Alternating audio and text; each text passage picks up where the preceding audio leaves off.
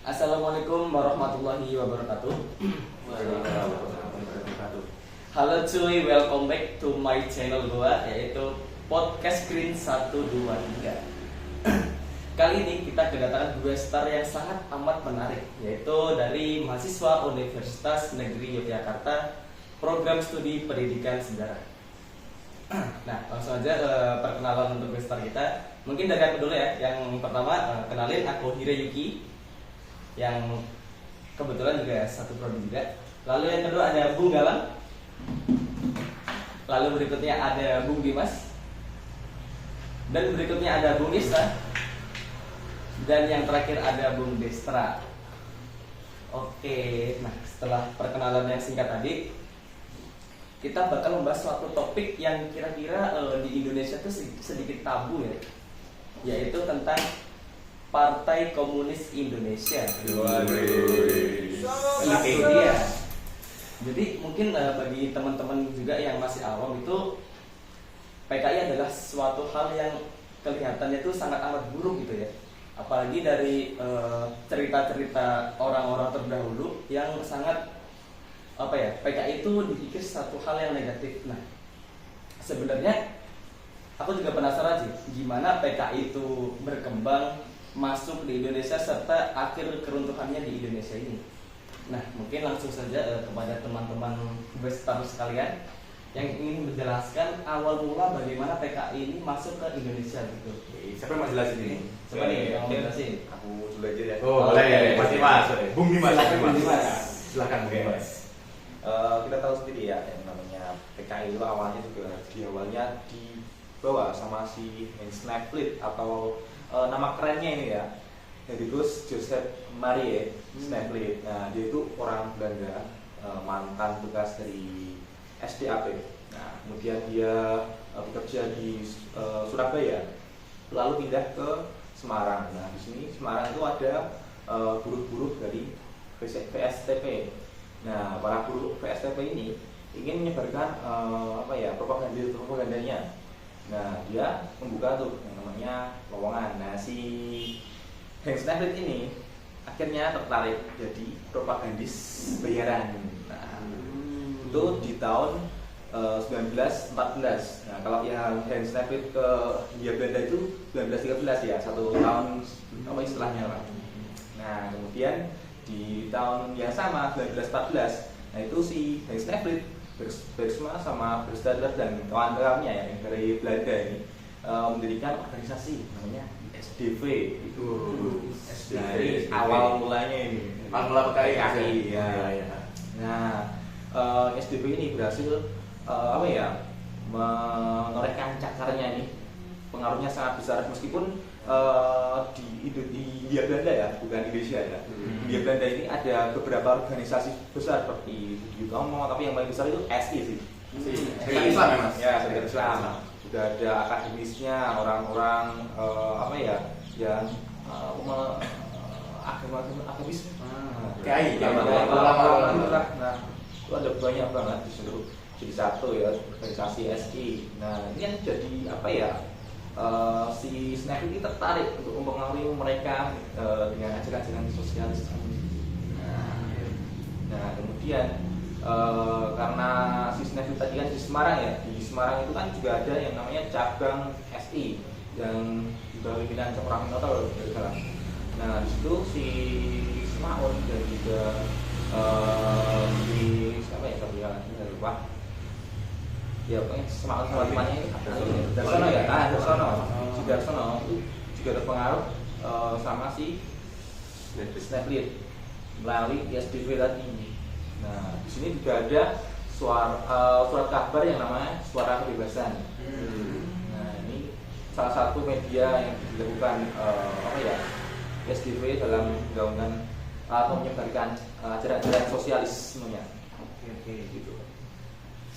Mungkin itu tadi ya, awal mula bagaimana PKI itu masuk. Awal mula itu namanya ISDP. Yeah. Oke, lalu menurut perkembangannya juga itu mulai mempengaruhi Syarikat Islam. Sedikit dengan Oh gitu. Mungkin bakal ada yang ini teman-teman yang bisa menjelaskan lebih rinci juga terkait perkembangannya. Tadi kan masuknya kan udah lumayan jelas ya. Nah, mungkin ada salah satu dari bung-bung sekalian yang ingin menjelaskan. Boleh ya. Mungkin saya lanjut ya. Tadi kan dari Mas Dimas sudah dijelaskan bahwa PKI ada perpecahan SI merah, SI putih gitu kan. Nah, SI merah putih ini kemudian pecah, utamanya karena SI itu kan bukan organisasi yang tersentral gitu ya. Jadi kayak pusatnya pasti di Jakarta gitu, atau misal pusat PKI pasti nanti di Semarang di mana gitu. Nah, tapi untuk SI sendiri itu adalah organisasi yang sifatnya itu kayak kedaerahan. Jadi nanti kayak misalnya ada SI Yogyakarta, ada SI Jakarta, ada SI Semarang dan lain-lain gitu. Nah, SI ini karena pemimpinnya tidak terpusat, nah jadi ada seorang namanya Semaun, dia itu nanti pecah jadi SI-nya SI merah, itu SI Semarang yang pecah. Nah, lalu perkembangannya setelah itu pada tahun 1926, nah kalau teman-teman tahu ya pemberontakan PKI yang pertama gitu. Jadi ya kan, nah jadi PKI itu memberontak pada tahun 1926 pada pemerintahan Hindia Belanda, jadi masih belum Indonesia tuh. Nah, waktu itu PKI itu memberontak di tanggal 12 November, itu yang pertama pemberontakan di Jawa Barat. Nah, Jawa Barat itu ntar dia pemberontakannya meluas dari Jawa Barat kemudian ke Banten, kemudian sampai yang terakhir di Batavia. Itu adalah pemberontakan yang di Jawa Barat. Nah, pemberontakan itu juga kemudian merembet sampai ke Sumatera Utara. Sumatera Barat, sorry. Jauh ya merembetnya ya. Jadi merembet ke Sumatera Barat itu karena orang-orang Sumatera Barat kayak terinspirasi gitu, kayak wah ini Jawa Barat udah mulai nih, ayo kita mulai juga gitu. Nah itu makanya mereka ya udahlah mari kita bergerak juga dengan pemerintah Hindia Belanda, karena mereka kan orang-orang yang sudah muak kan sebenarnya dengan orang-orang Belanda di sini kan. Sebenarnya kan kalau untuk kontak gitu kan ya orang-orang SI juga udah muak gitu dengan orang-orang Belanda, tapi kan kalau SI lebih caranya ke konservatif, jadi mereka kayak ya cara damai, perundingan dan lain-lain gitu. Nah kalau PKI itu mereka caranya dengan senjata. Nah tapi lemahnya mereka di 1926 ini, mereka itu tidak punya pemimpin yang pemimpin yang di situ gitu, karena pemimpin-pemimpin yang waktu itu memimpin PKI itu sebenarnya sedang pergi ataupun mereka itu sedang tidak memimpin secara langsung gitu. Jadi kalau pusatnya kayak pemberontakan tanpa kepala itu pasti umurnya pendek gitu kan. Ya. Dan malah akibatnya itu malah jadi buruk buat partai-partai yang di Indonesia. Jadi kayak walaupun PKI ini pemberani yang memberontak pertama kali, tapi akibatnya bagi organisasi kemerdekaan Indonesia itu malah makin dipukul mundur sama pemerintah Hindia Belanda. Itu. Oke, jadi pemberontakan yang pertama itu PKI pada tahun 1926. Iya, 1926. Walaupun sangat mudah diberantas juga oleh pemerintah Hindia Belanda saat itu ya. Ya, benar. Nah, dibuang ke Digul. Oke. Nah, habis itu menurut pengetahuan saya nih ya, setelah pemberontakan 1926 itu bakal ada pemberontakan selanjutnya. Misal pada tahun berapa itu 1948, 1995. Mungkin kalian juga bisa menjelaskan tuh lebih detail mengenai awal mula pemberontakan dan bagaimana berjalannya gitu. Oke, tadi kan kalau dari Bung Yesa kan sudah dijelaskan ya dari pemberontakan PKI pertama yang ada di tahun 1926. Nah, sebenarnya setelah itu PKI itu juga melakukan pemberontakan lagi, tapi tidak melalui bukan kepada pemberontakan ke pemerintahan kolonial, tapi kepada pemerintahan Indonesia pada saat itu. Yang mana kita tahu peristiwa itu sendiri, yaitu peristiwa Madiun 1948, yang mana peristiwa ini itu atau pemberontakan itu juga dilatar belakangi oleh beberapa faktor yang ada, yang mana kita tahu pada saat itu juga sedang ada agresi militer dari Belanda yang membonceng Nika, dan di situ Belanda ingin menguasai Indonesia kembali. Nah, selain itu adanya perjanjian Renville yang disetujui oleh Amir Syarifuddin, yang mana di situ membuat Indonesia itu merasa rugi, yang mana di situ juga masyarakat itu mulai mungkin seperti mengolok-olok atau mungkin tidak puas lah dengan perjanjian Renville itu, karena kan kalau tidak salah itu kan membagi wilayah Indonesia itu beberapa bagian. Nah, karena itulah kabinet Amir Syarifuddin ini jatuh dan digantikan oleh kabinet milik Muhammad Hatta yang kita tahu bahwa adalah wakil presiden Indonesia pada saat itu. Nah, di sini Muhammad Hatta itu ditunjuk untuk bisa memulai membentuk kabinet presidensil, yang mana kita tahu di situ Muhammad Hatta ditunjuk sebagai perdana menteri dan juga sebagai wakil presiden Indonesia pada saat itu. Nah, selain itu juga karena terbentuknya kabinet presidensil yang dibentuk oleh Muhammad Hatta itu mengambil suatu kebijakan, yaitu RERA, yang mana di situ dengan tujuan bahwa tentara-tentara itu akan dimobilisasi ke rakyat sipil, menjadi rakyat sipil kembali. Yang mana kalau tidak salah itu sebanyak 100.000 tentara kalau tidak salah. Di situ juga padahal adanya kebijakan itu malah justru membuat Indonesia itu semakin melemah, karena kita tahu dari cerita juga bahwa sedang adanya agresi militer Belanda, yang mana ekonomi juga sedang sulit, dan adanya agresi militer Belanda yang dilakukan oleh Belanda juga, yang mana membuat PKI ini gerah gitu dengan pemerintah, dan itu akhirnya memulai di pemerintahan PKI Madiun di 1948. Selain itu juga ada musuh, nggak tahu lah ya musuh ya, Ya. mana di 1926 kan nggak ikut pemerintahan. Ya, dia masih di Moskow, dia masih di Moskow. Ya, benar. Gitu kan. Nah, dia tuh pulang nih dari Uni Soviet gitu kan. Nah, begitu di sini musuh tuh juga apa ya namanya, kayak lebih geram, bukan geram sih, lebih Marah, ya, bukan marah, lebih ke ini menyebarkan pengaruh-pengaruh komunis itu lebih gencar-gencarnya. Getol. Nah, betul gitu. Selain itu juga kita kan tahu dari Amir Syarifuddin kan turun tuh dari jabatannya, nah, dari Perdana Menteri. Nah, di situ Amir Syarifuddin juga membentuk Front Demokrasi Rakyat kalau tidak salah. Di situ ingin menentang pemerintahan Indonesia juga pada saat itu. Kalau lah itu musuh baru datang membawa pengaruh-pengaruh komunis dari Uni Soviet gitu kan. Cocok besti ya. Amir Syarifuddin juga gerak dengan pemerintah saat itu. Kelop lah mereka di situ saling. Jadi kayak bestie gitu lah, ya. Bestie di situ mereka sering ngobrol lah, sering menyusun strategi dan lain sebagainya untuk merencanakan pemberontakan itu. Yang mana akhirnya ya kita tahu lah ya bahwa tidak salah di tanggal berapa ya kalau tanggal 8 itu September atau 18 September atau lupa tanggal berapa. Jadi di 1948 itu terjadi di Madiun. Dimana kita tahu bahwa di situ ya pemberontakan itu juga berakhirnya gagal gitu kan, karena adanya kurang persiapan juga, dan juga di situ memang walaupun bangsa Indonesia saat itu sedang ada kerusuhan internal pun eksternal, yang mana internal itu dari pemberontak PKI itu sendiri, dan tapi akan di situ pemerintah berhasil menuntaskan pemberontakan PKI di Madiun. Dan untuk pemimpinnya sendiri musuh itu dikabarkan kalau di internet mungkin dari teman-teman udah pernah lihat atau baca gitu ya, bahwa musuh itu sendiri itu pergi atau melarikan diri itu ke Ponorogo gitu. Akan tetapi pelarian itu tuh berhasil ditemukan atau berhasil dilacak oleh pemerintah Indonesia, dan membuat musuh itu meninggal di Ponorogo karena ditembak oleh biasa. Jadi kalau dari pemberontakan PKI Madiun Belanda itu seperti itu. Mungkin udah jelas banget ya teman-teman tentang pemberontakan PKI pada tahun 1948. Nah, untuk periodisasi berikutnya nih pada tahun 1965, mungkin dari teman-teman bisa menjelaskan lebih detail juga. Mungkin ini kita mau bahas yang kaderisasinya dulu atau langsung loncat ke 65-nya? Mungkin itu terserah Bung Kalangan aja, pengen menjelaskan secara runtut atau bagaimana gitu. Oke. Runtut aja lah Mas ya. Oke. Jadi setelah 1948 itu kan pemberontakan PKI yang lumayan besar gitu ya, karena mereka memberontaknya bukan kepada orang-orang Belanda lagi, tapi kepada Republik Indonesia. Nah, kalau misal memberontaknya kepada orang-orang Belanda, nanti itu kayak orang-orang penggerak Indonesia masih oke lah gitu, kayak oke karena itu melawan penjajah gitu kan. Tapi kalau sudah melawan bangsa sendiri, nah itu masalah gitu.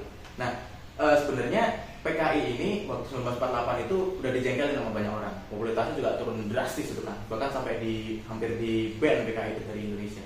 Tapi pemerintah Indonesia itu kemudian membuat suatu Kongres Nasional Indonesia Pusat kalau tidak salah namanya, itu tahun 1949. Di situ tuh mereka tuh berunding apakah PKI itu masih boleh di Indonesia apa enggak, karena udah berontak kayak gini kan. Nah, habis itu PKI kemudian diperbolehkan lagi masuk di Indonesia. Jadi kayak ya udahlah, kalian bolehlah di sini gitu. Tapi ya sebagai partai kecil-kecilan aja gitu. Karena mereka memandang kayak dunia barat aja ada partai komunis, kok Amerika aja punya partai komunis, partai buruk gitu kan. Masa Indonesia yang negara baru nggak boleh ada partai komunisnya gitu. Nah, makanya dibolehin lagi tuh. Nah, kemudian tapi waktu 1948 itu kan pemimpinnya musuh. Karena itu masih masa pemberontakan banget, karena biasanya PKI itu kan komunisme itu kan selalu identik dengan tidak pro dengan pemerintah. Jadi kayak apa-apa ujuban pemerintah, enggak tuh pemerintahan kapitalis itu. Nah, tapi kalau PKI yang digagas setelah 48 dan 49 ini, itu kan pemimpinnya adalah, kalau teman-teman tahu, DN Aidit ya. Dipa Nusantara Aidit ya kan. Oke. Itu ada juga wakilnya Lukman Nyoto. Nah, itu. Kalau teman-teman mau baca bukunya, itu ada Manusia Baru Indonesia, bisa dibaca ya teman-teman. nanti itu untuk kaderisasinya. Jadi mereka tuh caranya adalah kayak misal nih Mas Yuki adalah petani miskin lah. Ya. Apalagi tahun-tahun 45, tahun-tahun 50-an itu kan miskin banget gitu masih masa-masa struggle ya ekonominya. Nah, jadi PKI itu kayak kemudian membagikan pamflet ataupun misal kayak beras ataupun bansos atau apa. Tapi kalau mau dapat bansos itu nanti namanya didaftarin dulu tuh jadi PKI. Nah, makanya anggota PKI itu bisa banyak. Nah, gitu. Jadi kayak kamu mau bansos boleh, tapi nanti namanya tulis sini dulu Pak. Ini namanya orang desa nggak paham lah ya apa itu apa gitu kan. Yang penting dapat kan apa yang mau beras gitu. Ya, karena mereka lagi butuh banget lah ya. Iya, butuh banget kan bantuan, apalagi cuma tinggal nulis. Real kan. Itu. Kalau orang sudah lapar, jadi komunis nggak apa gitu. Karena Ya.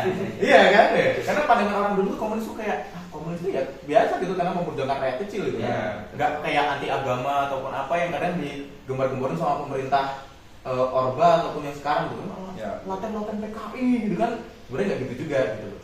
Ya namanya rakyat lapar mau mendengarkan apa aja gitu. Nah kemudian setelah itu tuh PKI juga menggalang dukungannya tuh dengan cara-cara yang apa ya tidak mainstream lah. Misal kayak menggerakkan baca buku ataupun juga untuk menggerakkan rakyat kayak wah ayo kita literasi bersama-sama, nanti kamu saya kasih buku biar baca.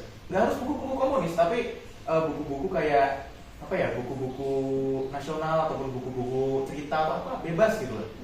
Nah kemudian itu tuh akan berimbas pada pemilu di tahun 1995. Pemilu 55 itu kemudian mereka tuh mendapatkan sekitar 6.172.000 kalau tidak salah. Banyak kan? Iya. Dan kalau dapat suara 6 juta itu kan dulu kan pemilu kan ya semua orang bisa milih kan. Makanya mereka dapat suara banyak. Nah, kemudian pemilu itu tuh menempatkan PKI di posisi partai keempat paling besar di Indonesia. Jadi skalanya itu kayak per 3 orang itu pasti salah satunya ada yang PKI. Jadi kalau misal di sini ada 5 orang, 5 orang ya, pasti ada satu yang PKI. Nah, partai yang terbesar keempat itu adalah PKI, terus yang kedua itu adalah NU, yang kedua itu adalah Masyumi, tapi sekarang udah nggak ada juga ya. Terus yang pertama itu masih tetap PNI, karena itu partai nasional. Nah itu kalau untuk cara kaderisasi PKI itu Sangat menarik sekali, itu sangat membuka memberikan insight baru gitu loh. Bagaimana PKI itu bisa mendapatkan partisipan yang begitu banyaknya pada tahun segitu gitu. Ya. Mungkin di kan dari sistem gitu ya tentang kaderisasi. Nah dari mulai situlah karena PKI juga menjadi partai organisasi terbesar keempat gitu ya. Di situ juga DNN itu juga mulai dekat lah dengan pemerintah pada saat itu, di mana dilihat juga dari adanya kebijakan itu juga PKI itu juga merasa pro dengan pemerintah. Nah akan tetapi mungkin untuk ke depan dan terusnya itu nanti bisa diceritakan oleh Bung Galang terus kalian. Oke. Tadi kan udah dijelasin kan mengenai bahwasannya PKI itu sudah mendapat banyak sekali anggota kan di zaman-zaman tersebut. Nah itu tuh PKI kan selanjutnya dipimpin generasi keduanya istilahnya itu sama Dipa Nusa Aidit. Nah itu kan.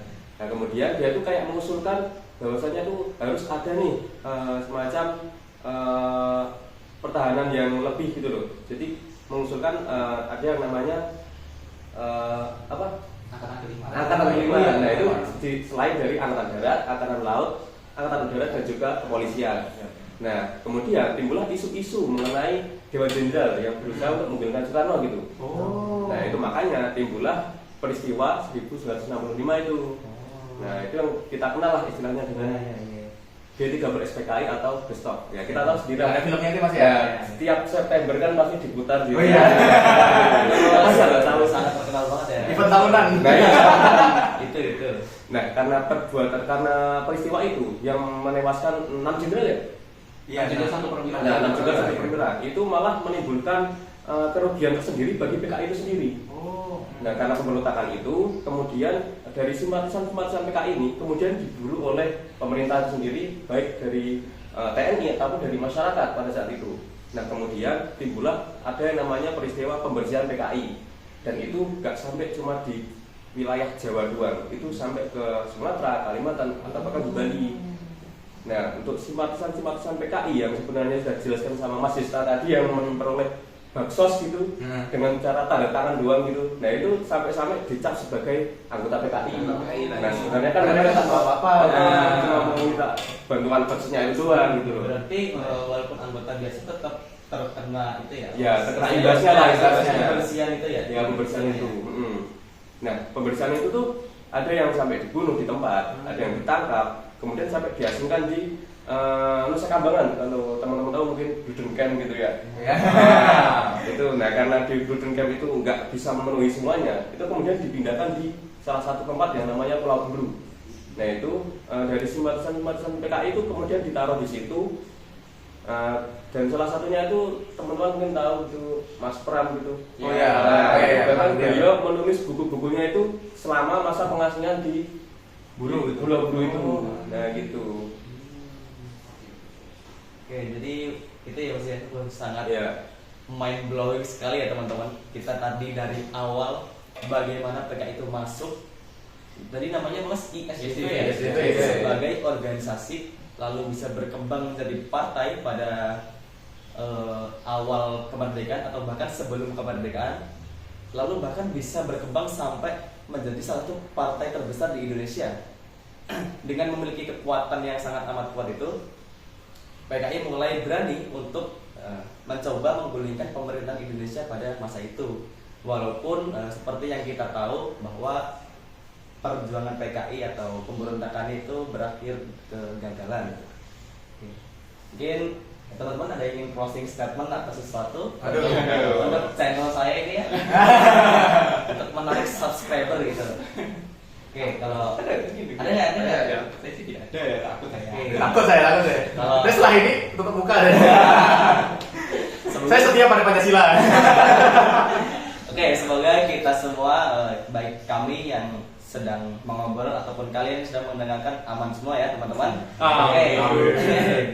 Jadi aku Hirayuki, aku pamit undur diri. Sekian, wassalamualaikum warahmatullahi wabarakatuh. Waalaikumsalam. 22 menit tutup channel ini. Tutup channel.